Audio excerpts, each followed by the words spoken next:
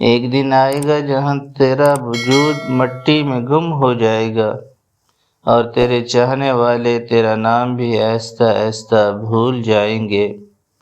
آج تو دنیا میں کس کی محفل میں دیر سے آتا ہے، کل جب قبر کی وحشت میں تنہا ہوگا تو کوئی تجھے ڈھونڈنے بھی نہ آئے گا۔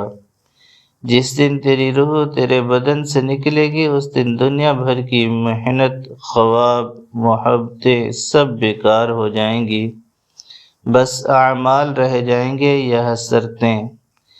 قبریں چیخ چیخ کر کہتی ہیں، اے غافل انسان، تو مجھے بھول سکتا ہے مگر میں تجھے کبھی نہیں بھولوں گی۔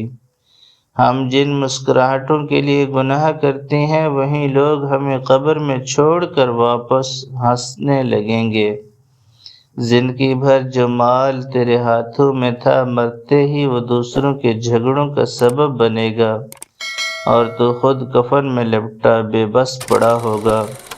اللہ کی قسم، اگر انسان اپنی قبر کی پہلی رات کو دیکھ لے تو وہ کبھی گناہ پر مسکرا نہ سکے۔ قبر تنگ نہیں ہوتی، تیرے اعمال اسے تنگ یا کشادہ کرتے ہیں۔ قیامت کے دن انسان کا سب سے بڑا پچھتاوا یہ ہوگا، کاش میں نے ایک سجدہ اور کر لیا ہوتا۔